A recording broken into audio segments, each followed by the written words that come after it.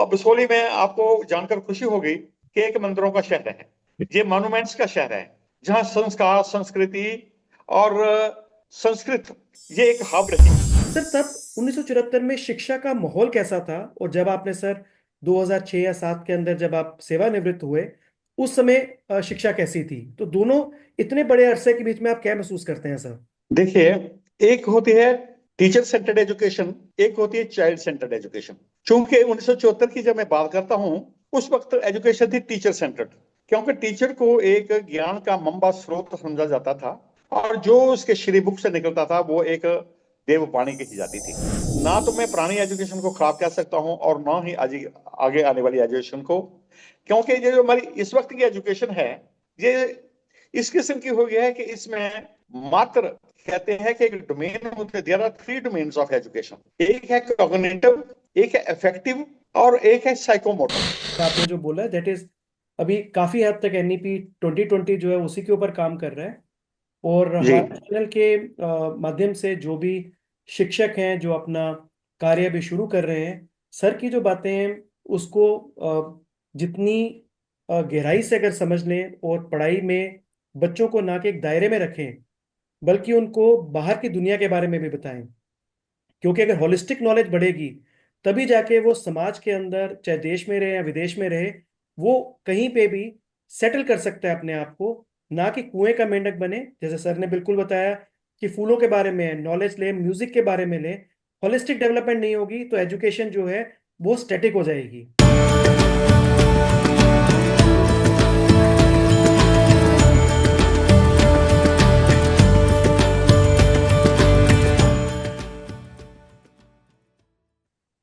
Good evening viewers. आज हम episode 12 पे आ गए हैं तवी टेल्स के। और ये तवी टेल्स की एपिसोड हर बार की तरह, जैसे हम कहते हैं तवी टेल्स की एपिसोड स्पेशल है।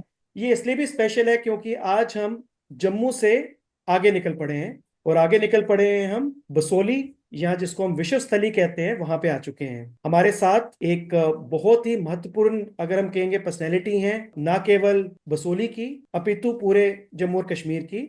आज हमारे जो मुख्य अतिथि हैं आज के पॉडकास्ट एपिसोड 12 के, उनका नाम है श्री शिव कुमार पादा जी। अगर मैं कुछ शब्दों में इनके जीवन को अगर समेटना चाहूं तो मैं यही कहूंगा कि इनका जीवन एक संघर्ष और एक समर्पण है। समर्पण अपने बसोली के लिए, अपने बसोली के डोगरा युवाओं के लिए, या अपितु जम्मू के युवाओं के लिए, मॉन्यूमेंट्स के लिए, और अपने इतिहास को हर जगह फैलाने के लिए। एक गांव जहां सुविधाओं का अभाव था, एक बच्चा जिसने तंगहाली में भी सपने देखना नहीं छोड़ा, एक शिक्षक जिसने केवल किताबों का ज्ञान ही नहीं बल्कि समाज को जागरूक करने का बीड़ा उठाया।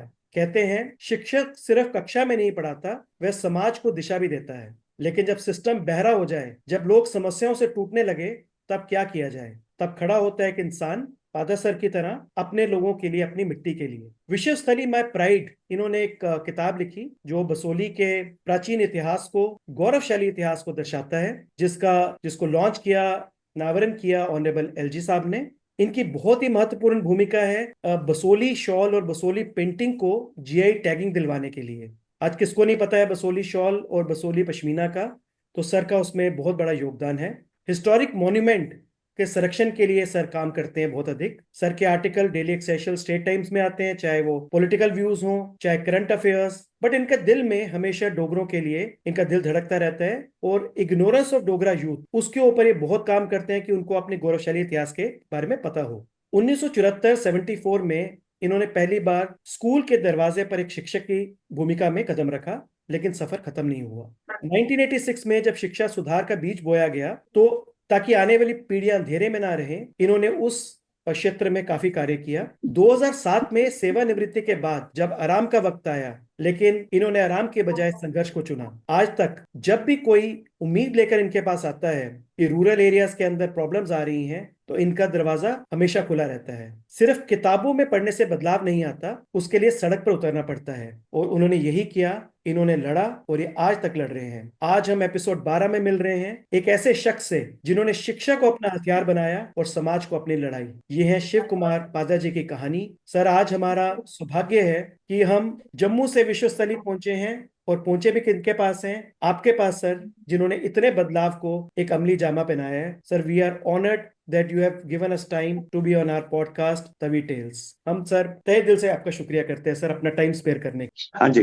डॉक्टर विकास। आपका सर स्वागत है। और आज का एपिसोड जो है ये मेरे लिए खास करके स्पेशल है, क्योंकि एक तो मेरे जन्म स्थान बसोली से जो है आज के जो अतिथि हैं हमारी पॉडकास्ट के, वो मेरे जन्म स्थान से, और दूसरा ये मेरे भी शिक्षक रह चुके हैं। मैंने बचपन में इनसे मैथमेटिक्स पढ़ा है और मैथमेटिक्स मेरा सबसे one of the strongest subjects था जब तक मैं मैथ्स पढ़ा हूँ। तो सर की बदौलत है। तो आपका बहुत बहुत स्वागत है सर हमारे इस कार्यक्रम टेलीकास्ट द तवी टेल्स में। और हम गौरवान्वित महसूस कर रहे हैं अपने प्लेटफॉर्म को कि एक प्रमुख शख्स विश्वस्थली से जो बिसोली को बिलोंग करते हैं, जिनकी इतनी अचीवमेंट्स हैं, आप आज हमारे इस एपिसोड को सुशोभित कर रहे हैं। आपका बहुत बहुत स्वागत है हमारे इस प्रोग्राम में। तो सर आपका जो बचपन है वो बसोली में रहा, बीता।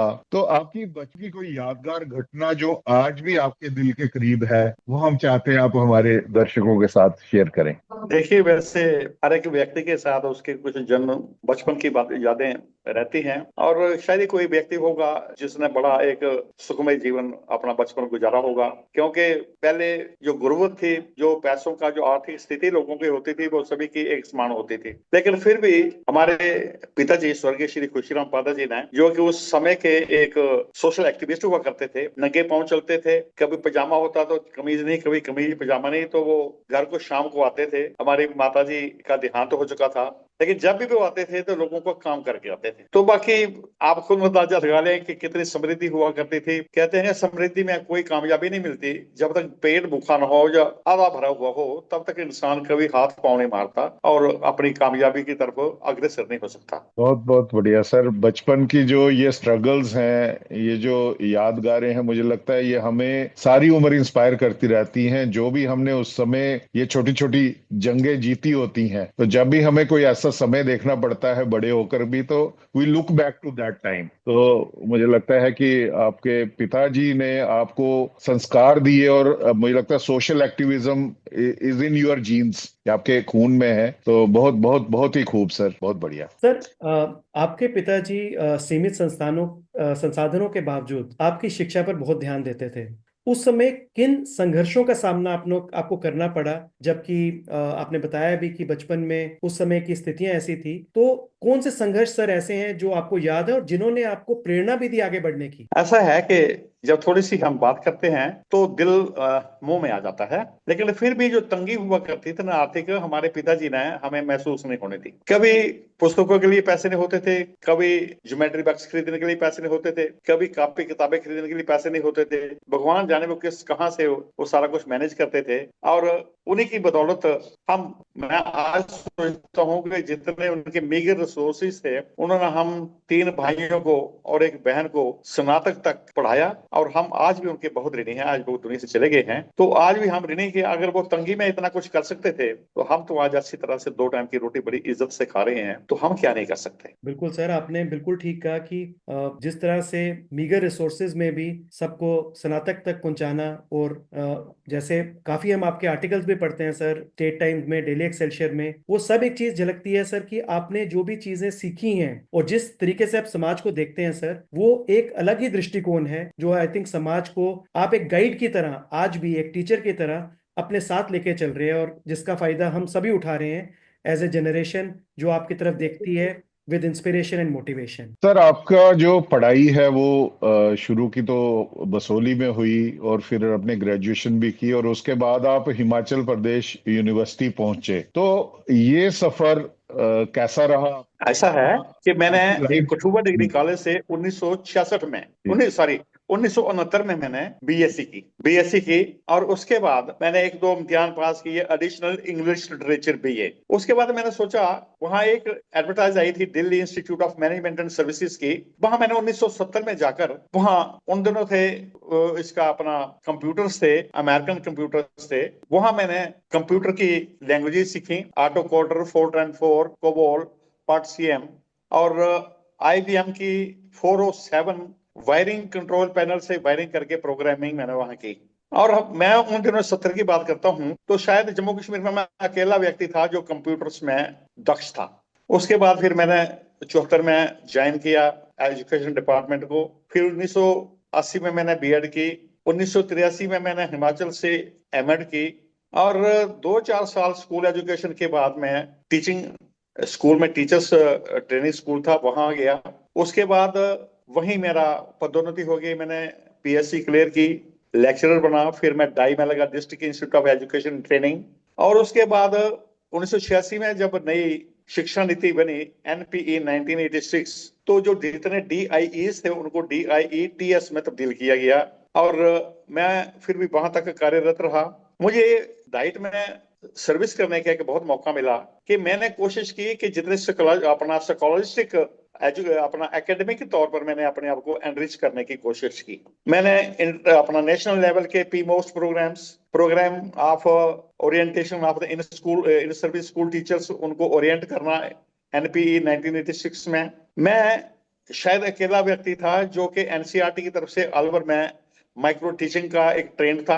मैंने कोशिश की कि एज ए टीचर अगर मैंने समृद्ध करना है अपने आप को तो एकेडमिकली करूं। और मैंने कोशिश की कि मैं फिर, मुझे एक गौरव है कि उन दिनों का मैं एक ट्राइलिंगुअल टीचर था। हिंदी, उर्दू और इंग्लिश में simultaneously I could deliver my lectures. और जितनी टर्मिनोलॉजी थी इन 3 लैंग्वेजेस में, मैथमेटिक्स साइंस की, वो मैंने सारी की सारी उनको थोड़ा सा सीखने की कोशिश की। तो इससे काफी लोग मुतासर होते थे, हमारे बच्चे, हमारे टीचर्स, क्योंकि मैंने अपनी सेवाओं का 33 साल की जो मेरी सर्विस थी उसमें से मैंने 27 साल जो थे वह टीचर एजुकेशन में लगाए। वहां मैंने बीएड का भी काम किया, बीएड की क्लासेस भी पढ़ाई और डिप्लोमा इन एलिमेंट्री एजुकेशन। तो मुझे वहां से काफी वो मिला, प्रेरणा भी मिली। और आखिर के मेरे 6 साल जो थे वो स्कूल एजुकेशन में थे, जहां मुझे टाइम मिला एक क्रिएटिव इंग्लिश का। तो मैंने वहां क्रिएटिव इंग्लिश जो थी वो अपने तौर पर पढ़ना शुरू की। और वहां मुझे प्रेरणा मिली कि यहाँ तो बहुत कुछ है, मैं अपने आप को एक अच्छा, जिसको कहते हैं कि जर्नलिस्ट बना सकता हूँ। तो मैंने अपने तौर पर जर्नलिज्म जो है वो सीखा। विकास जी, मुझे शुरू से ही एक पीड़ा थी मेरे मन में, क्योंकि बसोली ही एक अभागा कॉन्स्टिट्यूएंसी है जहां आजादी के बाद 50 साल तक बाहर के लोगों ने यहाँ का नेतृत्व किया, जिन्होंने इसको सिर्फ एक कॉलोनी समझा और लोगों को एक्सप्लॉइट करने के बाद जहीं से छलांग मारकर वो कैबिनेट में चले गए। कोई डिप्टी चीफ मिनिस्टर हो गया, कोई एमपी बन गया, कोई अपने स्टेट में मिनिस्ट्री के तौर पर रहे, और किसी ने भी बसोली की तरफ मुड़ के नहीं देखा। तो जी एक बसोली के बीच एक पॉलिटिकल वैक्यूम जिसको शून्य था वो था। लोग बड़े परेशान थे कि जाएं कहाँ जाएं, किसके साथ मिलें। तो मुझे एक पीड़ा हुआ करती थी। मैंने कहा कि थोड़ी सी मैं कोशिश करूं कि इन लोगों का थोड़ा सा मैं काम में आ सकूं, क्योंकि कहते हैं जब तक आपकी कोई कॉन्स्टिट्यूशनल पोस्ट ना हो तो आप किसी का कुछ नहीं कर सकते स्वाय बोलने के और लिखने के। तो मैंने उस वक्त सोशल एक्टिविज्म को और जर्नलिज्म को अपनाया, और एक मेरे लिए बहुत एक मील का पत्थर साबित हुआ, और एक मुझे उसने बहुत शक्ति दी। मैंने बसोली का, ये अतिशोक्ति नहीं होगी कि बसोली के जितने रुके हुए प्रोजेक्ट जो थे, योजनाएं थी, वो या तो हाईजैक कर ली जाती थी, बड़े बड़े नेताओं ने अपने अपनी जगह को ले जाते थे, या फिर वो फाइलों में रहती थी, उनको सुबह की धूप नजर नहीं आती थी और ग्राउंड पर कहनी होती थी। मुझे गौरव है कि जितनी भी बातें थी एजुकेशन के लिए हों, हेल्थ डिपार्टमेंट में हों, टूरिज्म की बातें हों, लोगों की सहूलियात की, पब्लिक एमिनिटीज की बातें हों, और पुरातत्व विभाग को अपनी ऐतिहासिक विरासत को, अपनी हेरिटेज बचाने के लिए मैंने भरपूर कोशिश की कि मैं अपने लेखों से और अपने इस पत्राचार से, जो मैं महामहिम एलजी मनोज सिन्हा जी के साथ भी करता था, इवन सेंट्रल मिनिस्ट्री जो है मोदी साहब से के साथ, होम मिनिस्ट्री के साथ, और मुझे बहुत खुशी है कि ऐसे इन क्वार्टरों से मुझे बड़ा अच्छा एक पॉजिटिव रिस्पांस मिलता था, और मैं उन्हीं की इमाम के ऊपर काम के मुझे एक प्रोत्साहन मिलता था। आज मेरी फाइलें भरी पड़ी हैं, और मैं कोशिश करता था कि बच्चों को, लोगों को एजुकेशनली, हिस्टोरिकली, एथिकली, मोरली उनको जागरूक करूं। आज मुझे बहुत खुशी होती है कि गूगल में मेरा कोई 1000 आर्टिकल है। अगर कोई उसको पढ़ना चाहे तो वो क्वेश्चन देखे, आर्टिकल्स बाय शिव कुमार पादा। मैंने एक बड़ी रेंज रखी है, मैं एक स्टीरियोटाइप आर्मी नहीं हूं। तो बहुत खुशी होती है कि जब मुझे लोग कोट करते हैं। तो अब बसोली में आपको जानकर खुशी होगी कि एक मंदिरों का शहर है, ये मॉन्यूमेंट्स का शहर है, जहां संस्कार, संस्कृति और संस्कृत ये एक हब रही है। ये मंदिरों का शहर रहा है, ये एक लघु काशी रही है। लेकिन उसके बावजूद हम लोग कहते हैं ना कि एक मुझे याद आती है कि प्रार्थना करते थे, वो कहते थे कि सोना चांदी लोहा कोला तांबा इथे आंदे पीवी लोक गरीबी कटन ए दोसो कर को ए बस गोदे सुर्गे निया देश डोगरा ऐदे के गुण गागे ऐदे के गुण गागे। बिल्कुल सर। बहुत खूब, बहुत खूब। बहुत बढ़िया सर। मैं तो भी जैसे आपको सुन रहा था स्पेसिफिकली कंप्यूटर्स में, क्योंकि मैं थोड़ा टेक्नोलॉजी से जुड़ा हुआ हूँ। एयरटेल में मैंने काफ़ी साल काम किया, और मैं शायद मुझे क्या विकास भी शायद उनको पता ना हो, जबकि आप उनके शिक्षक रहे हैं, कि आप 1970 में जबकि लोग कैलकुलेटर यूज करते थे सर, उस टाइम पे आप कंप्यूटर यूज करना शुरू किया। और लैंग्वेजेस की आप बात कर रहे हैं सर। मैं तो, और सर एक किताब आती है, एक बुक है आउटलायर बाय मैल्कम ग्लैडवेल, तो मैं उसमें पढ़ रहा जी था कि किस तरीके से बिल गेट्स को सबसे पहले कंप्यूटर मिले, जबकि किसी के पास कंप्यूटर नहीं था 1953 में। उसके जी बाद उन्होंने उसी से सीखना शुरू किया। और सर आपकी कहानी, मैं तो अगर आज ये कहूंगा कि विश्व स्तरीय के बिल गेट्स हैं, तो कोई अतिशयोक्ति नहीं होगी सर, क्योंकि आपने जिस तरह के लैंग्वेजेस की बात की, आज की डेट में भी ऐसी चीजें बात करना लोगों के लिए मुश्किल है जो आपने सर उस समय में की। सर बहुत दिल से मैं अगेन ये कहना चाहता हूँ कि ऑनर्ड हूँ, मैं हूँ, विकास जी ऑनर्ड हैं कि आप आज हमारे गेस्ट हैं सर।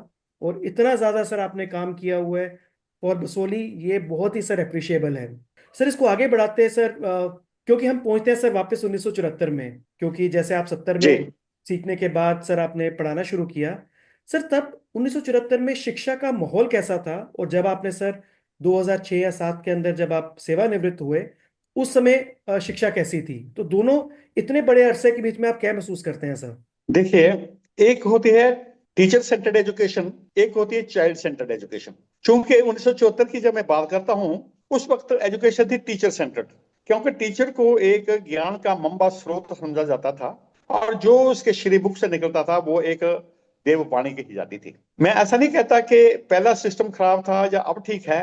पहले पढ़ाई के ऊपर बल दिया जाता था, बच्चे के चरित्र निर्माण के ऊपर काम किया जाता था। टीचर्स में बड़े मीगर रिसोर्सेज के बावजूद भी वो मैनेज करते थे कि बच्चों को जो है वो समझाया जाए, ट्रांसफर ऑफ लर्निंग जो है उनके माइंड में फिक्स की जाए, जो कंसेप्ट हैं, तो वो अपने तौर पर वो भी ठीक थे। लेकिन जब मैंने 1986 के बाद जब टीचर्स के सेंटर्ड के बजाय चाइल्ड सेंटर्ड एजुकेशन हो गई, तो बच्चों को सिर्फ वक्तव्य देना, सिर्फ लेक्चर देना, और क्लास के अंदर बाहर की बातें करना, जहाज के बारे में बातें करना, तालाब के बारे में बातें करना, नदी के बारे में बात करना, किश्ती के बारे में बात करना, वनस्पति के बारे में बात करना, वो कुछ ऐसा लगता था कि क्यों ना उस माहौल को इंपोर्ट किया जाए क्लासरूम के अंदर। जो टीचर सेंटर्ड एजुकेशन होती है, वो टीचर बेचारा जो है वो जितने लिमिटेड सोर्स से वो पढ़ा सकता था वो पढ़ाता था। लेकिन उसके बाद शनै शनै कंप्यूटर का भी आविष्कार हुआ, उसका भी प्रयोग होना शुरू हो गया। लेकिन ये बड़ी बात की बात है, ये तो हमारा 2005-7 के बाद ही इसका चलन बढ़ा है स्कूलों में और कॉलेजेस में। लेकिन ना तो मैं पुरानी एजुकेशन को खराब कह सकता हूं और ना ही आगे आने वाली एजुकेशन को, क्योंकि ये जो हमारी इस वक्त की एजुकेशन है, ये इस किस्म की हो गई है कि इसमें मात्र कहते हैं कि एक डोमेन होते हैं, there are 3 domains of education. एक है कॉग्निटिव, एक है अफेक्टिव, और एक है साइकोमोटर। आज की जो पढ़ाई है इसमें सिर्फ कॉग्निटिव डोमेन है, जिसमें होता है नॉलेज, अंडरस्टैंडिंग एंड एप्लीकेशन। तो नॉलेज में पहले क्या हुआ करता था कि सिर्फ रिमोट करना, रिकॉल करना, रिमाइंड करना, यही बातें होती थी कि सिर्फ उसको रिकॉल करो, रिकॉग्नाइज करो और मेमोराइज करो, और उसके बाद without any meaning to meet it on the question paper during the examinations. क्या इसका मतलब है, क्या मतलब नहीं है, क्योंकि उस वक्त उसकी अंडरस्टैंडिंग के ऊपर कम ध्यान दिया जाता था। क्योंकि जो अंडरस्टैंडिंग के बगैर नॉलेज जो है, तो anybody can memorise, anybody can just remember it by rote memory. तो इसमें एक अभाव था। और तीसरा अभाव था इसमें एथिकल सेंस का, जिसको हम कहते हैं कि इफेक्टिव डोमेन में बच्चों को स्कॉलिस्टिक के साथ साथ नॉन स्कॉलिस्टिक जो क्वेश्चन एजुकेशन थी उसके ऊपर बल दिया गया। बच्चों को संगीत भी आना चाहिए, नृत्य भी आना चाहिए, उनकी ऑस्थेटिक सेंस इतनी हो चाहिए कि फूलों की तरफ भी जाएं, उनके बोलने के ढंग में भी परिवर्तन आना चाहिए, उनमें एलोकेंसी, उनमें डिसेंसी, ये सारी बातें जो इफेक्टिव डोमेन में। तो अब कोशिश कीजिए की रहा है कि एजुकेशन के साथ इफेक्टिव डोमेन भी है, और उसके साथ साइकोमोटर डोमेन भी है, उसके साथ हमारी जिसको कहते हैं कि कॉग्निटिव डोमेन भी है। तो लेकिन एक बात मैं ये देखता हूं कि आज पहले की बात करूं तो जो भी हमें आंसर मिलता था देने के लिए, तो वो कहते थे कि answer with reasons, why and how. आज बच्चे जब कंप्यूटर असिस्टेड इंस्ट्रक्शन जो होती हैं, जो कंप्यूटर असिस्टेड एजुकेशन है, उसमें उनके सामने 4-5 ऑप्शन होते हैं, वो टिक करते हैं, उसमें दे डोंट अप्लाई माइंड। आजकल मैं ये देखता हूं कि पहले जब हम एजुकेशन के उसमें पेपर देते थे, तो for instance in the case of these languages, we were asked to write a paragraph consisting of 75 words, write an essay consisting of 300 words।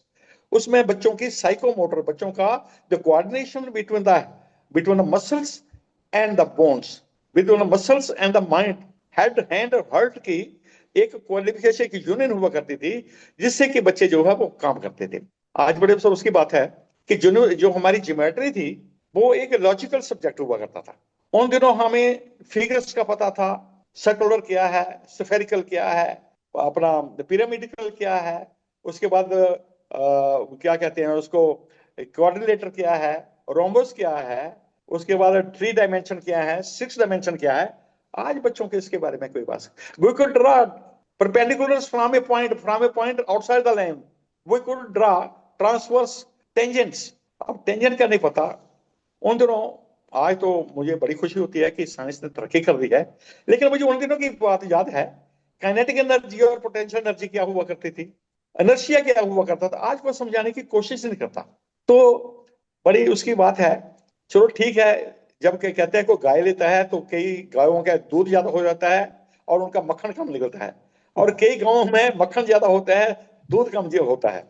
तो रला मलक करके, क्योंकि जब इस संसार में एक रेस लगी हुई है, कहते हैं ना कि कौन रुकता है ठहरे हुए राही के लिए, जो भी देखेगा मुस्कुरा के निकल जाएगा। हम अगर वक्त के साथ ना चल पाए, वक्त हम सबको ठुकरा के निकल जाएगा। मैं तो यही बात समझता हूं कि हमें एम्ब्रेस करना पड़ेगा, जो भी सिस्टम ऑफ एजुकेशन है इसमें बेहतरी लाने की कोशिश की जाए। मैंने एजुकेशन के ऊपर बहुत लिखे हैं कि education is not only qualification और literacy, qualification, education is something else. तो उसमें कैसे मोरालिटी आए, कैसे दो है। कई लोग मुझसे नाराज भी होते हैं, वो कहते हैं आप क्या कहते हैं, आप अंदर की बातें करते हैं टीचर होने के नाते। तो मैं कोशिश करता हूँ, सोसाइटी के ऊपर भी लिखता हूँ, स्क्रीन मीडिया के ऊपर लिखता हूँ, मोबाइल मीडिया के ऊपर बहुत लिखता हूँ। अगर आपने मेरा देखना हो तो क्वेश्चन देखें, स्क्रीन मीडिया के ऊपर मैंने बहुत कुछ लिखा है। सर बहुत बढ़िया चीज़ है, बिकॉज मैं पिछले 1.5 साल से ही एकेडमिक्स में आया हूँ, तो जो आप चीज़ें बोल रहे हैं मैं उससे रिलेट कर पा रहा हूँ, क्योंकि उससे पहले कॉर्पोरेट में था। लेकिन आउटकम बेस्ड एजुकेशन के ऊपर सर आपने जो बोला है, दैट इज़ अभी काफ़ी हद तक NEP 2020 जो है उसी के ऊपर काम कर रहा है। और जी हमारे चैनल के माध्यम से जो भी शिक्षक हैं जो अपना कार्य भी शुरू कर रहे हैं, सर की जो बातें हैं उसको जितनी गहराई से अगर समझ लें और पढ़ाई में बच्चों को ना कि एक दायरे में रखें, बल्कि उनको बाहर की दुनिया के बारे में भी बताएं।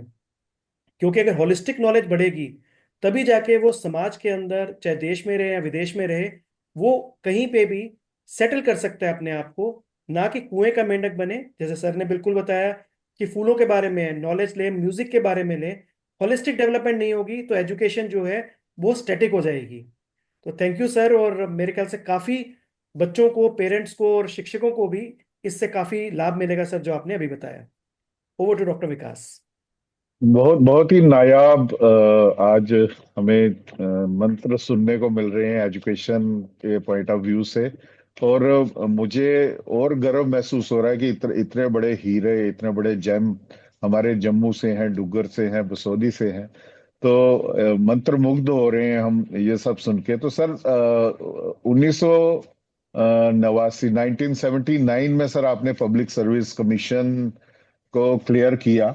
तो उसके बाद जो जी एग्जाम आपने वो क्लियर किया, उसके बाद आपका रोल कैसे चेंज हुआ? देखिए, ये जो डिग्री होती है ना, ये एक अलंकरण होता है, एक डेकोरेशन होती है। शिव कुमार तो वही रहेगा जो उसके पास था। डिग्री आ जाने से, PSC क्लियर करने से, लेक्चरर बन जाने से तो मेरे मस्तिष्क में कोई वृद्धि नहीं हुई, ना कोई कमी हुई। लेकिन एक कॉन्फिडेंस जो था वो बिल्डअप हो गया कि चलो, मेरे जो मैंने एक मेहनत की थी, परिश्रम किया था, उसका सिला मुझको मिल गया। और मैं पहले से ही अधिक एनर्जी, ऊर्जा के साथ मैंने काम करना शुरू कर दिया। और मुझे बहुत सी प्रेरणा मिली कि मैंने घर में नहीं बैठना है, किसी के स्कूल में नौकरी नहीं करनी है, कहीं छोटा मोटा बिजनेस या ठेकेदारी नहीं करनी है, बल्कि जो मेरे पास है, जो मैं कर सकता हूं। मेरे पिताजी अगर फाके रह के लोगों का काम करते थे, तो आज हम दोनों मियां बीवी बड़े अच्छे पेंशन ले रहे हैं। तो कोशिश करते हैं कि ये सारा पैसा जो है वे लोगों के ऊपर लगे। पोस्टेज के ऊपर लगाता हूँ, कंप्यूटर्स के ऊपर लगाता हूँ। कोई आदमी मेरे पास आता है, उसके मैं फोटो कॉपी कर देता हूँ, उसकी स्कैनिंग कर देता हूँ। वो बेचारा कहाँ जाएगा? मैं इतना कर सकता हूँ, जैसे गैलरी में रामेश्वरम का पुल जो बन रहा था, वहां जाकर गीले होकर रेत से लिपट के रेत उससे पत्थर के ऊपर डाल दी थी। मेरा मात्र यही योगदान रहा है। सर अगर हम थोड़ा आते हैं इस पे, थोड़ा आपके फिर शिक्षा के ऊपर ही, क्या सर कोई छात्र ऐसा है जिसकी, वैसे आपका एक छात्र सामने डॉक्टर विकास पादा भी बैठे हैं जिन्होंने तो बहुत नाम कमाया है, बट विकास जी के साथ साथ कोई और छात्र भी है जिसकी सफलता की कहानी आपको आज भी गर्व महसूस कराती है?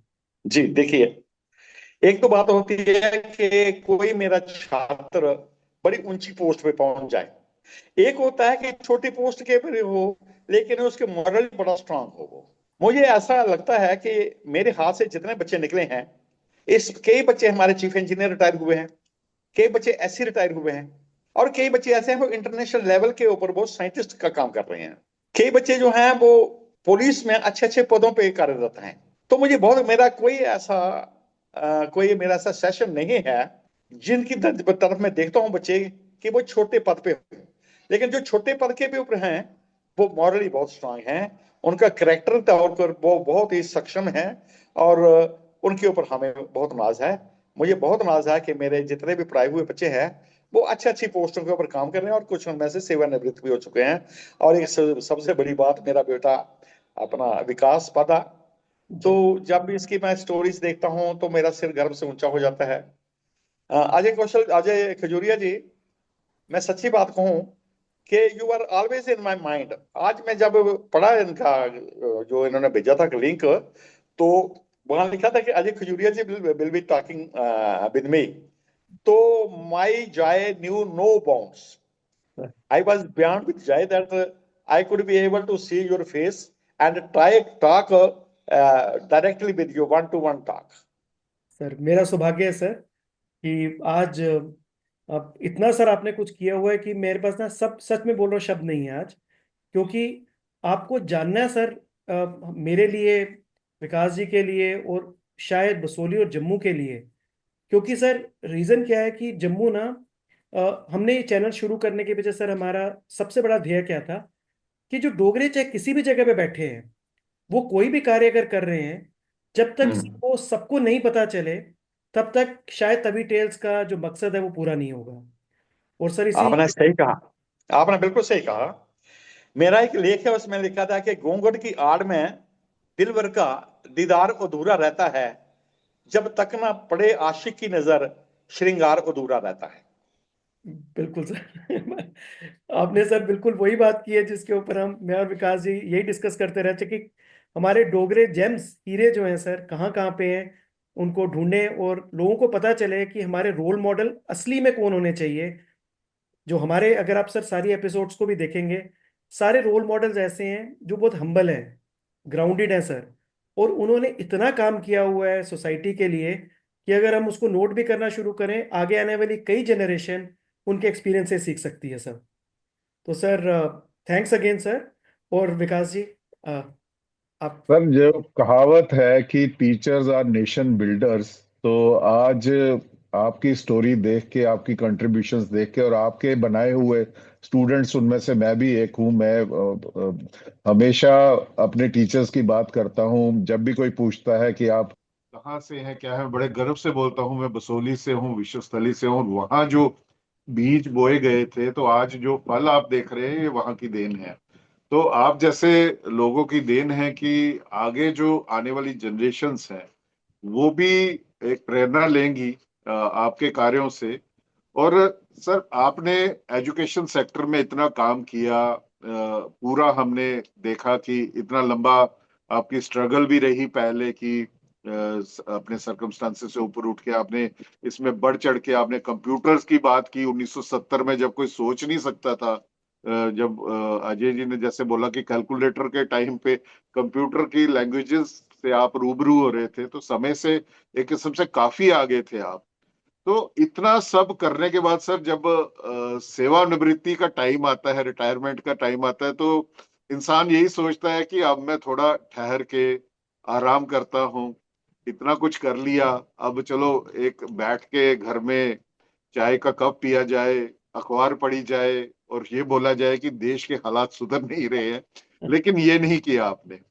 आपने वो सब छोड़ के आराम करने के बजाय आपने समाज सेवा को चुना। तो सर, हम एक तो रीजन हमें पता चला कि आपके पिताजी की तरफ से आपको समाज सेवा का एक डीएनए में आपके था और आपके ब्लड में था, एक किस्म से मैं कहूंगा। और क्या रीजंस थे आपने कि आपने समाज सेवा को चुना बजाय इसके कि आराम किया जाए, पेंशन एंजॉय की जाए?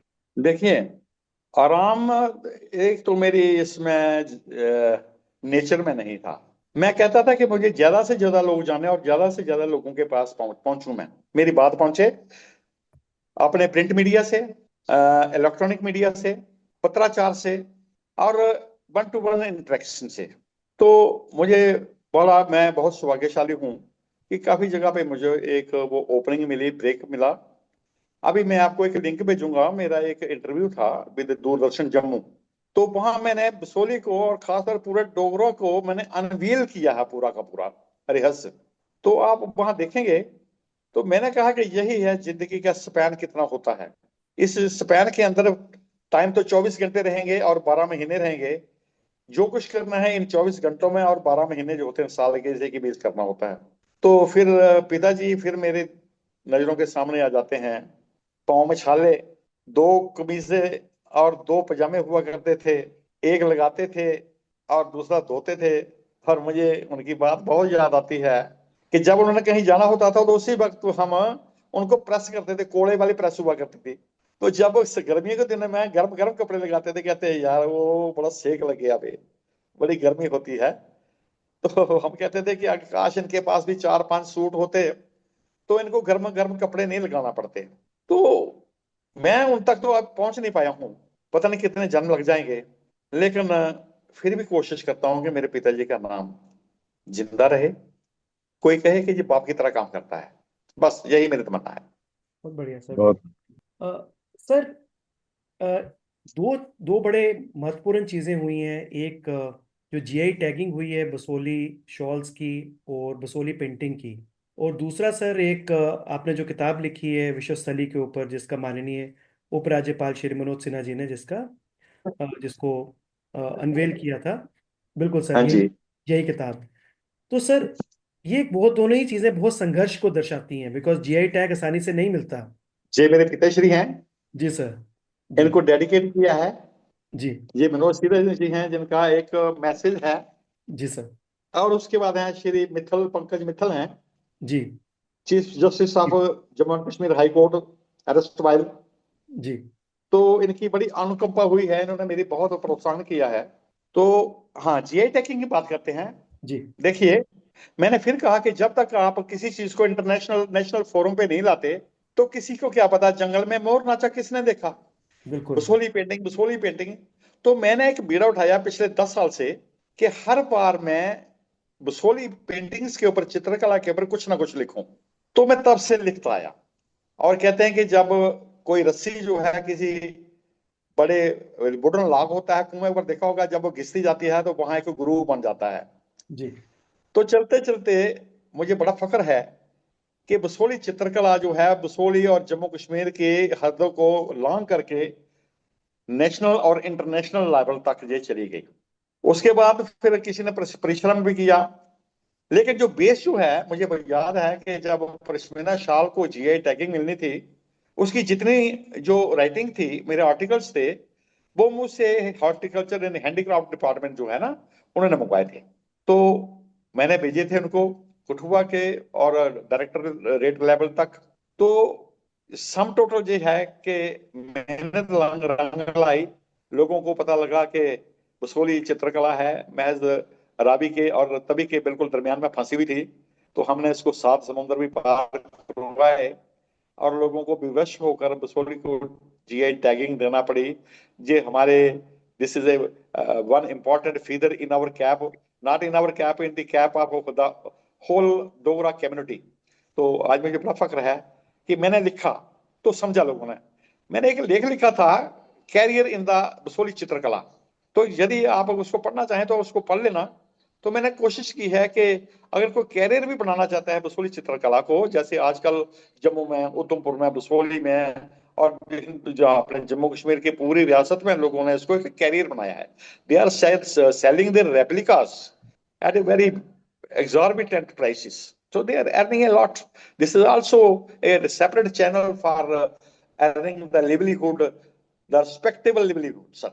बिल्कुल सर। और बसोली पेंटिंग और बसोली शॉल, सर मैं बसोली पेंटिंग पे अभी मैंने एक किताब अभी लिखी जम्मू के ऊपर। तो बसोली पेंटिंग की मैंने उसमें कुछ एक फोटो लगाई है कि जो अ, राजा कृपाल देव की जो एक फोटो है, जो नैनसुख ने या उनके फादर ने बनाई थी, पंडित सेओ ने, वो यूके यूएस में सर वो कम से कम 8 लाख, 12 लाख, 15 लाख, और एक बसोली पेंटिंग सर 90 लाख की बिकी है। तो ये शो करता है या सर, आप कह रहे हैं सर जैसे लाइवलीहुड, बिल्कुल ठीक कह रहे हैं। क्योंकि इस तरीके का मिनिएचर आर्ट, जो पहाड़ी मिनिएचर आर्ट है, उसकी वर्ल्ड वाइड डिमांड हो गई है सर, क्योंकि इतनी इंट्रिंसिक पेंटिंग्स हैं। और जिस तरीके से इसको यूज किया जाता है, स्पेशली जो कृष्ण लीला है उसके ऊपर, तो वो सर हमारे लिए बहुत बड़ी प्राइड है कि हाँ आपने उसके लिए इतना काम किया है, जिसकी वजह से पूरे विश्व में आज बसोली शॉल और बसोली पश्मीना फाइट कर रहा है सर बाकी पेंटिंग्स और बाकी टेक्सटाइल से। जयदेवा की गीता गोविंदा है। जी सर। और उसके बाद हमारी वो है क्या ना, रसमंजरी है। जी सर। तो ये सारी बातें। और एक मैं आपको एक और बात रहस्य उद्घाटन करना चाहता हूँ। जी विकास पादा जी सुन रहे हैं कि हमारे जो वो थे राजा थे संग्राम पाल के बाद, कृपाल पाल, उन्होंने 2 पुस्तकें जो थी ग्रंथ लिखवाए थे। एक था चर्क और दूसरा था सुश्रुता। चर्क है द साइंस ऑफ मेडिसिन, जी ये बसोली में लिखी गई 2 किताबें। और सुश्रुता जो है वो this is science of surgery. ये दोनों वॉल्यूम बसोली में लिखे गए, राजा कृपाल पाल ने लिखवाए थे ये। तो इसकी प्रतियां पता नहीं कहाँ पड़ी हुई हैं, लेकिन मुझे याद है कि हमारे दादा परदादा जो हैं उसकी 2 प्रतियां उनके पास भी थी। आज पता नहीं कहाँ हैं, जीर्ण अवस्था में है, कहाँ है। लेकिन जो चरक और सुश्रुता जो है वो बसोली में लिखी गई थी राजा कृपाल पाल के दौर में। वो बहुत ही मुझे लगता है ये चीज तो कहीं दुनिया में पता भी नहीं होगी। जी और मैं तो बसोली को बिलोंग करता हूँ, मुझे भी आज पता चल रहा है। तो सीना गर्व से चौड़ा होता है कि हम जिस जगह को बिलोंग करते हैं, मेडिसिन और सर्जरी जो आज की डेट में जो हम करते हैं, प्रैक्टिस करते हैं, तो कितना दूरदर्शिता थी हमारे बसोली के राजाओं में कि उन्होंने ये ग्रंथ लिखवाए। तो थैंक यू सर ये शेयर करने के लिए। और मुझे लगता है ये बात अब काफी दूर तक पहुंचेगी हमारे प्लेटफॉर्म से। और यही हमारा एक प्रयास है कि जो चीजें कहीं छुपी हुई हैं, कहीं दबी हुई हैं, दुनिया के सामने आए। तो ऐसे मुझे लगता है कि चीजें सामने आ रही है, तो हमें काफी खुशी भी हो रही है कि हमारे प्रयास जो हैं कुछ फ्रूटफुल हो रहे हैं। तो sir as a social activist आप जब कर रहे हैं काम, तो आप लोगों के इश्यूज को उठाते हैं, तो आपको किस माध्यम से लगता है कि ये बेस्ट तरीके से उठाए जा सकते हैं?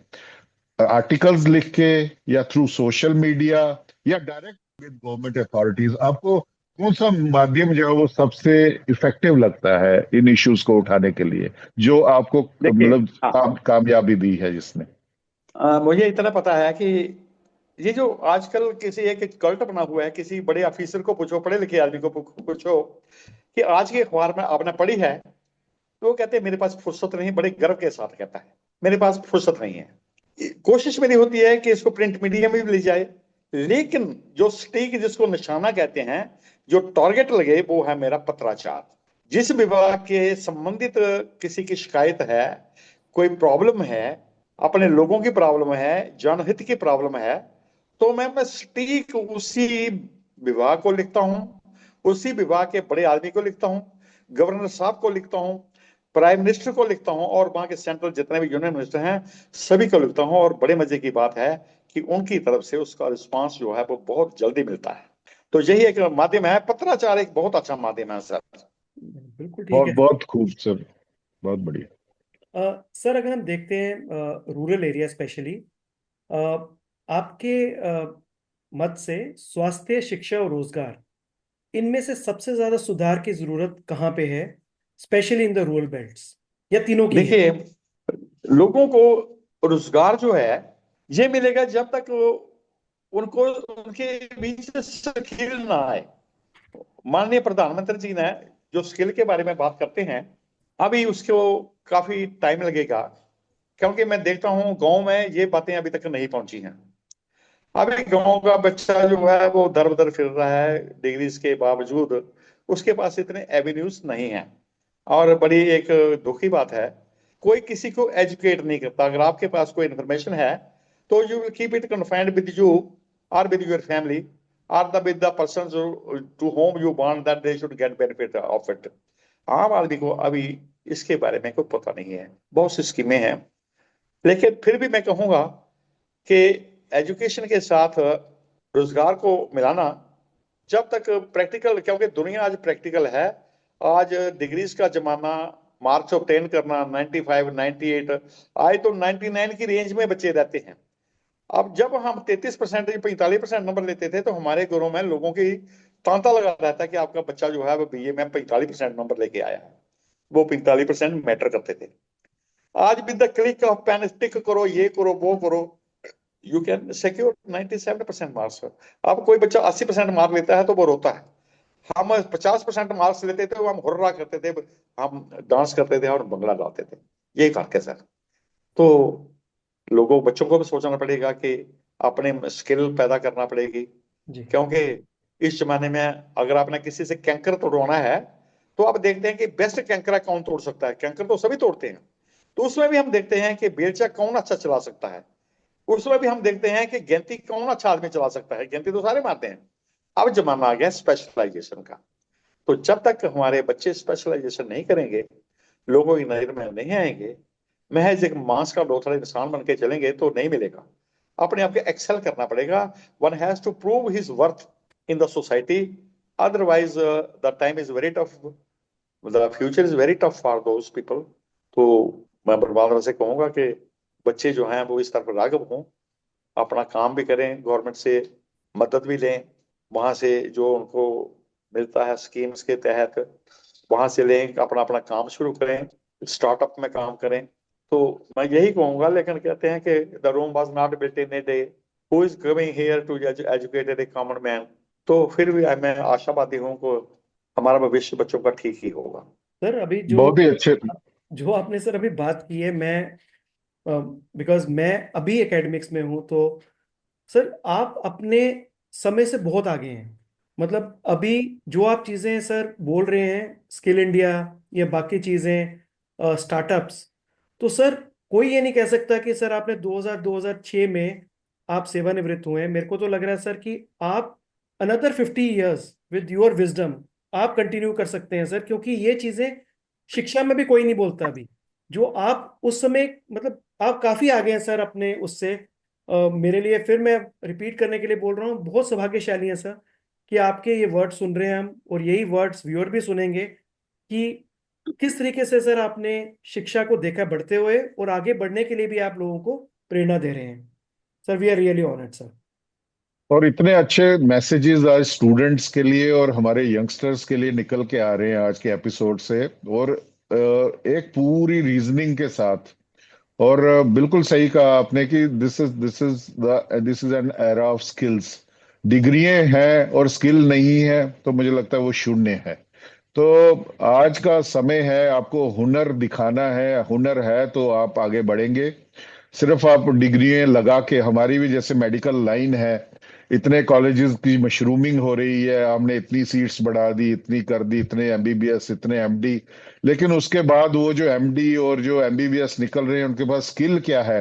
अगर वो आके एक पेशेंट ठीक ना कर पा रहे हो तो उस एजुकेशन, उस मेडिकल एजुकेशन का भी क्या फायदा है। एजुकेशन की तो बात कर ही रहे हैं हम, तो medical education is also a part of education, तो वो भी कहीं ना कहीं सफर कर रहा है। और कहीं ना कहीं स्किल वाला पार्ट जो है वो मैं एग्री करता हूं कि हमारी मेडिकल एजुकेशन में भी सर ये बहुत अप्लाई होता है कि skill should be the emphasis. और हमारी लाइन में खास करके we are dealing with the ailing humanity और उनके साथ डायरेक्ट रिलेशन है, तो आई थिंक कि ये बहुत ही इंपॉर्टेंट मैसेज है टू ले एम्फेसिस ऑन स्किल्स कि आपको आता विकास जी, क्या मैं है। आपको आपको एक बात बताऊं, मुझे हंसी आती है जब कोई कहता है जी कि मैं कि 1970 का एमएससी हूं, तो मैं उसको कहता हूं भाई this is not matter of proud. इसका मतलब है 70 का जो एमएससी है वो obsolete है वो, जी क्योंकि you can't keep yourself abreast with day to day knowledge which is sprouting out. तो स्प्राउट आउट कर रहा है नॉलेज। तो जब तक हम कहेंगे कि मैं 80 का एमएससी मैथमेटिक्स हूं, much water has flown in the river of Jamuna Ganga, in the river of Tawi and Ravi. Sir आप। तो एवरेस्ट रखना पड़ेगा, अप टू डेट करना पड़ेगा, क्योंकि this is the nature of man to keep oneself up to date, update and जिसको कहते हैं अपडेट रखना बहुत जरूरी है, रिन्यू ये करना, नॉलेज को खासकर अपडेट करना। हम खासकर सर हमारे प्रोफेशन के लिए ये बहुत इंपॉर्टेंट है, डॉक्टरों के लिए, क्योंकि हर हर 5 साल बाद टेक्नोलॉजी बदल रही है। अब रोबोटिक आ रहा है, एआई आ गया, तो आने वाले 10 साल में तो सब कुछ चेंज हो जाएगा। तो अब हम बोले कि या हम या हमारी ये डिग्री है, हम ये कर चुके हैं, नहीं वो कुछ काम नहीं आएगा। आज हम क्या कर रहे हैं, आज हमने क्या सीखा है, क्या हम लेटेस्ट जो ट्रीटमेंट है उसको कर पा रहे हैं, तो ये भी एक एक्साइटिंग पार्ट है हमारे प्रोफेशन का कि we are student of lifetime. हम या हमेशा एक एक डॉक्टर जो असली डॉक्टर है, जो जिसको मैं सही मायने में डॉक्टर मानता हूँ, वो वही है जो who will learn till the last day of, या आखिरी सीख रहा होगा। तो सर एक मुश्किल प्रश्न मैं आपसे पूछूंगा, आपकी सर बहुत ज्यादा अचीवमेंट्स रही हैं लाइफ में, तो व्हेन यू लुक बैक आप किस एक अचीवमेंट को बोलेंगे कि वो आपकी सबसे बड़ी अचीवमेंट है अभी तक की लाइफ में। देखिए, मेरी अचीवमेंट जब पीछे देखता हूं तो मुझे निराशा नहीं होती। मेरे सारी अचीवमेंट्स हैं, और बड़ी अचीवमेंट ये है कि मैं सेवानिवृत्ति के बाद लोगों के पास जा सका हूं, लोगों के साथ बैठ सका हूं, उनके दुख सुख जो है देख सका हूं। मेरी एक बड़ी इच्छा थी कि मैं कुछ लिखूं, एक पुस्तक भी मैंने लिखी। और भी मेरी कुछ इच्छाएं हैं, जैसे मैंने पिछली बार आपसे बात की थी कि मैं और कुछ बहुत कुछ लिखना चाहता हूँ। भगवान बुद्धि दे, उम्र दे, लाइफ दे, और आप जैसे लोगों का आशीर्वाद मिले, तो मैं संतुष्ट हूँ। I am very satisfied person in all respects. The कहते हैं the satisfied person is one who has very little number of ambitions. I have very little number of or no ambition in my life. Whatever I get with the mercy, with the blessings of God, वो मुझे blessings देता है, तो I am satisfied. Very very amazing sir, very beautiful thought. Sir, ये जो युवा शिक्षक हैं और समाज सेवी, दोनों का ही बहुत योगदान है। सर, आपको इतना एक्सपीरियंस है दोनों क्षेत्रों में, चाहे वो पिताजी के द्वारा समाज सेवा के बारे में हो, या जो आपने इतनी ज़्यादा लर्निंग और इतनी ज़्यादा आपने एजुकेशन और एक्सपीरियंस अर्न किया है, तो युवा शिक्षकों को और समाज सेवियों को सर आप क्या संदेश देना चाहेंगे? और मैं सर इसमें एक वर्ड ऐड कर देता हूँ, डोगरा युवा शिक्षकों को और डोगरा समाज सेवियों को क्या संदेश देना चाहेंगे? देखिए सर, जब हम सेवानिवृत्त होते हैं तो हम कहते हैं कि हाँ हाँ अब बस मजे से सोएंगे।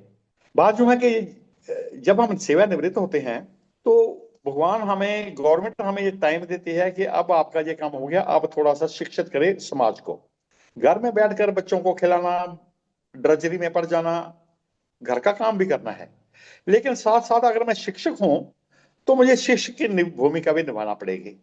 मैं कल परसों बात कर रहा था अपने दोस्तों के साथ, मैंने कहा कि जब हमें 28 तारीख को पेंशन पड़ती है तो हम सोचते हैं हमने 28 दिन में क्या किया। अगर कोई अध्यापक है तो उसको अपनी जो सर्विसेज है उनको पूल करना चाहिए। They should give their voluntary services to the schools which are understaffed. जैसे मेडिकल डिपार्टमेंट से कोई निकलता है तो वो अपनी प्रैक्टिस तो करे, लेकिन मेडिकल डिपार्टमेंट में कोई चैरिटेबल अस्पताल है, वहां जाकर भी कोई अपना टाइम दे।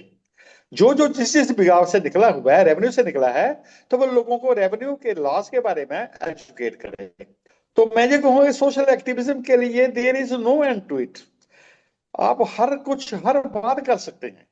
अगर कोई पुलिस से होता है तो उनको वो आरपीसी के बारे में बताए, उनको आईपीसी के इंडियन पेनल कोड के बारे में बताए, कभी कल को उनको कोई ठग ना ले। अगर कोई वकील है तो वो ऐसा ना करे कि दिल्ली डेलिंग करे केसेस में, हाइड एंड सीक करे, केस को लंबा निकाले। वो अपनी भूमिका को अदा करे कि किस तरीके से एक समरी ट्रायल हो, छोटा ट्रायल हो, केस आगे ना बढ़े, instead of minting money from the poor clients. तो वो भी अपनी एक भूमिका निभा सकता है। तो सर मेरा कहने का मतलब है कि ये तो बात है अपने गिरेवा में झांकने की, मैं क्या कर सकता हूं, या तो पैसा या फिर प्यार। अगर पैसा है तो सोसाइटी से प्यार नहीं होगा, अगर आपको सोसाइटी से प्यार है तो पैसा तो कमाना ही है। लेकिन ये हमारी एक लास्ट विश नहीं है, लास्ट हमारी कोई विश नहीं है। तो सोशल एक्टिविज्म में कहूंगा कि जिसके पास जितना समय मिलता है, जिसके पास जितना धन है, अगर वो उसको स्पेयर कर सकता है तो समाज के लिए लगाए, क्योंकि समाज उसको दोगुना रेसिप्रोकेट करके देता है। ये मेरा एक्सपीरियंस है, मेरा तजुर्बा है। समाज इसको रेसिप्रोकेट करता है sir, in the same kind. Sir मैंने ना कभी बहुत इस बारे में सोचा नहीं जो आपने आज वर्ड बोला है कि 28 तारीख को जब पेंशन अकाउंट में आती है तो सोचें कि 28 दिन तक हमने किया क्या है। सर ये इतना पावरफुल थॉट है, क्योंकि जब सेवा में रहते हैं, चाहे सरकारी हो या गैर सरकारी सेवा में, तो पहली तारीख तनख्वाह आती है तो डर यह रहता है कि एनुअल अप्रेजल होगा, ये सब चीजें होंगी। जब सेवानिवृत्त हो जाते हैं तो किसी चीज का डर नहीं, और वो सोसाइटी को वापस नहीं दे सकते। इतना पावरफुल स्टेटमेंट है सर ये, और इतना पावरफुल थॉट है कि अगर हर कोई सेवानिवृत्त होने के बाद भी सोचे कि पेंशन मिल रही है तो मैं समाज को कैसे वापस दे सकता हूँ मेरी सर्विसेज। सर ये बहुत ही अमेजिंग थॉट है, और ये शायद आप सर इस पे लिखें, तो लिखेंगे तो ज्यादातर लोगों को जागृति मिलेगी कि किस तरीके से अपनी सेवानिवृत्त जिंदगी में भी पे बैक करना भी बाकी है। बहुत बहुत बहुत ही इंपॉर्टेंट। बहुत सुंदर संदेश है। और ये चीज तो हम सोचते ही नहीं है, ये टू गिव बैक की पेंशनर्स का ज्यादातर माइंडसेट तो यही होता है कि हाँ, हमने बहुत काम किया अपने कार्यकाल में, तो अब सरकार का फर्ज बनता है कि अब हमें वो आगे हमारा ख्याल रखे। तो ज्यादा लोग तो यही समझते हैं कि जो हमने सर्विस कर दी तो that is more than enough. But ये थॉट प्रोसेस की अब जो आगे पेंशन आ रही है उसके बदले में भी कुछ वापस करना है, तो मुझे लगता है ये बहुत ही सुंदर थॉट है, बहुत ही सुंदर एक सोच है। और उससे हमें अंदाजा हो सकता है कि सर आपकी सोच कितनी बड़ी है और कितनी अलग है, और कितनी मुझे मतलब ये हम चीजें नॉर्मली सोच ही नहीं सकते, ये चीजें कि ऐसे भी कोई ग्रेटिट्यूड किसी में भावना है टू पे बैक। तो बहुत ही सर आपको सल्यूट है। बसोली से सर आपका बहुत लगाव रहा है, विश्व स्थली जिसको कहते हैं हिस्टोरिकल जगह है, मेरा जन्म स्थान है। तो हमें सब को गर्व है इस पे। तो आपको यदि एक पावर मिले कि आप बसोली में कोई एक चेंज ला सकें जो आज का सिनेरियो है, वो क्या? हाँ, अगर मुझे समय मिले तो एक तो मैं वो सारी चीजें जो लॉस्ट हैं इन द दिन, जिसको कहते हैं the beauty and the history and the heritage that has been lost in the दिन, मैं उसको दोबारा समेट के वापस लाऊं। दूसरा, जिस हाइट पे बसोली थी उस हाइट पे इसको पहुंचा दूं। देखिए, मैंने लिखा है मेरी पुस्तक में कि बसोली को लघु काशी कहा जाता था। जहां के स्कॉलर्स हैं, जहां के जितने राजे हुए हैं, उनके दरबार में नवरत्न हुआ करते थे। The people from every walk of life वहां हुआ करते थे। तो आज भी किसी चीज की कमी नहीं है। लेकिन ऐसा है कि कौन करे इसके लिए, अकेला व्यक्ति कुछ कर नहीं सकता, क्योंकि single swallow can not make summer. अकेला चढ़ा पहाड़ नहीं फोड़ सकता। जब तक फिस्ट फुल ऑफ जो पत्थर होते हैं उनको उनको मारा ना जाए तो वो डिफरेंट निशाने पे लग जाते हैं। कोशिश मेरी ये है कि इसका जो पुराना बेवक है वो इसको मिल जाए। तो है तो बड़ा मुश्किल, लेकिन कहते हैं कि देर इज नथिंग डिफिकल्ट और impossible in life if one tries sincerely, तो one can hit the target, not once but twice but after 10 और 20 अटेम्प्ट्स।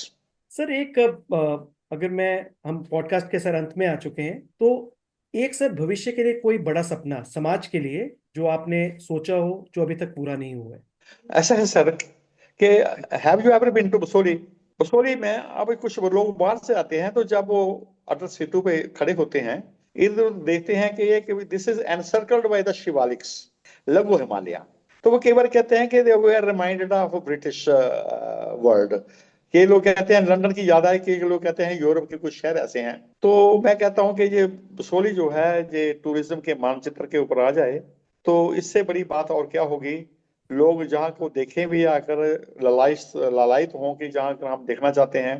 लेकिन गवर्नमेंट की कुछ ऐसी है कि बसोली की तरफ कम ध्यान है। मैं जहाँ थोड़ा सा माफी चाहूंगा सभी से कि इस वक्त गवर्नमेंट की पूरी कोशिश है कि श्रीनगर को दुनिया का, हिंदुस्तान में दूसरा स्विट्जरलैंड बनाया जाए, जबकि बसोली जैसी जगहों के ऊपर हमारी सरकारों को बहुत कम ध्यान है।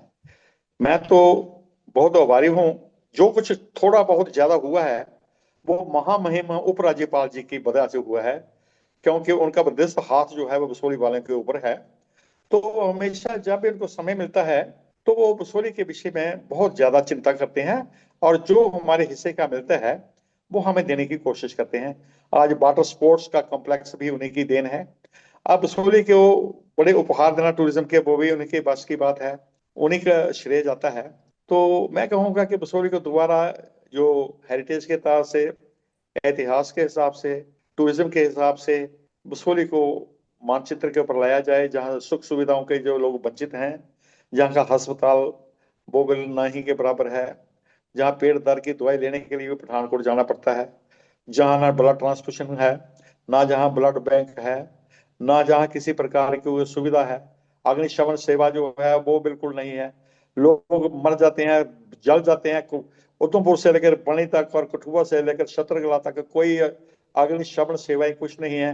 तो लोग भगवान के भरोसे जी रहे हैं। मैं कहता हूँ कि सारी की सारी बातें जो हैं वो गवर्नमेंट के संज्ञान में लाई जाएं, ताकि लोगों को भी एक आदरपूर्वक, एक बिल्कुल सम्मान पूर्वक जीने का समय मिले और मृत्यु से पहले ना मरें। यही मेरी दुआ है। बहुत ही बढ़िया सर। इतनी चीजें आपने बताई सर, इतने सपने बनाए और एक भी सपना आपने अपने लिए नहीं बोला है। आपकी जिंदगी सर एक मेरे ख्याल से एक मोटिवेशन है, एक सेल्फलेस लाइफ की, जिसने अपनी जिंदगी में कुछ नहीं मांगा, मांगा है तो सबके लिए मांगा है। और सर मैं फिर से एक बार इस पॉडकास्ट के माध्यम से आपसे थैंक्स करना चाहता हूँ सर। आपने अपना टाइम स्पेयर किया और हमें भी ये कोशिश ये रहेगी सर कि ये पॉडकास्ट जितना ज्यादा फैले, लोगों को पता चले कि बसोली के पास्ट के बारे में, बसोली के ऊपर जो आपने काम किया है। तो sir thanks again and over to doctor Vikas. Sir बहुत ही शुक्रिया। अद्भुत, मैं कहूँगा बहुत ही अद्भुत पॉडकास्ट थी आज। और मुझे लगता है कि one of the best episodes जो हमारे रहे हैं, और इतने एनलाइटनिंग।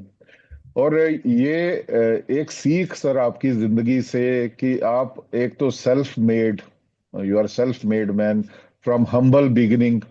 आपने बताया हमें कि किन सर्कमस्टांसेस में आपका बचपन रहा, लिमिटेड रिसोर्सेज, लेकिन आपने अपना संघर्ष जारी रखा।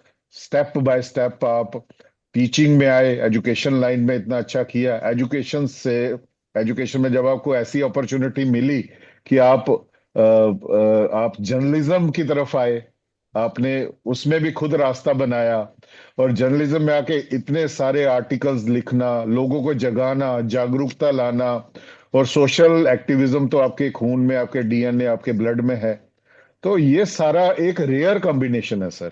ये एजुकेशनिस्ट होना, जर्नलिस्ट होना, सोशल एक्टिविस्ट होना, मुझे लगता है कि बहुत कुछ सीखने को है आपकी लाइफ से। और एक ऐसी जगह पे बैठना जो कि पॉलिटिकली, जैसे आपने बात की कि हमेशा जिसको मैं कहूँगा पॉलिटिकली जस्टिस नहीं मिला, जिनको अपना नुमाइंदा बहुत सालों के बाद पहली बार मिला है अपने आप को रिप्रेजेंट करने के लिए, ऐसी बदकिस्मती रही है ऐसे जगह की, वहां रहते हुए आपने एक एक एक दूरी के बावजूद, एक लिमिटेड जो हमारी से है, हमारी आवाज है, वो पावर कॉरिडोर्स तक नहीं पहुंचती। आपकी ऐसी ऐसी अचीवमेंट्स हैं, अटल सेतु को लेके या उसकी लाइटनिंग को लेके, जीआई टैग को लेके, क्या क्या गिनाए, अनगिनत है। लेकिन वही एक याद आता है कि impossible also says I am possible. तो आपकी लाइफ ये बताती है कि बसोली के डिफिकल्ट सर्कमस्टेंसेस के बावजूद, और आपके जो आज भी सपने हैं बसोली को लेके, एक अपनी जन्मभूमि मातृभूमि को कैसे प्यार किया जाता है, ये आपकी लाइफ से सीखने को मिलता है सर। हम माता वैष्णो देवी से, बावे वाली माता से, माता चामुंडा से, चंचलो देवी मंदिर के भी अगर हमें हमारे दर्शक, मैं उनको बताना चाहता हूं कि शिव कुमार पादा जी ही चंचलो देवी मंदिर है, बहुत हाइट पे है बसोली में, उसकी देखरेख ये करते हैं। वहां पे वहां का संभाल वो सारा ये करते हैं, वो हम बात नहीं कर पाए। तो इतना कुछ करना एक लाइफ में, और फिर भी दूसरों के बारे में सोचते रहना, अपने लिए एक चीज नहीं, सेल्फलेस होके करना, ये बहुत ही बड़ी सीख है सर आपकी जिंदगी से। आपने अपने लाइफ एक्सपीरियंसेस हमसे शेयर किए, अपना समय निकाला और एक दिल खोल के हमारे साथ वार्तालाप किया। हम आपके सर बहुत बहुत आभारी हैं। एंटायर तवी टेल्स टीम की ओर से मैं आपका आभार व्यक्त करता हूं। आपको सर बहुत बहुत धन्यवाद। और यदि हमें मौका मिलेगा, हम फिर कभी कोशिश करेंगे आपसे फिर बात करने की। बहुत बहुत धन्यवाद।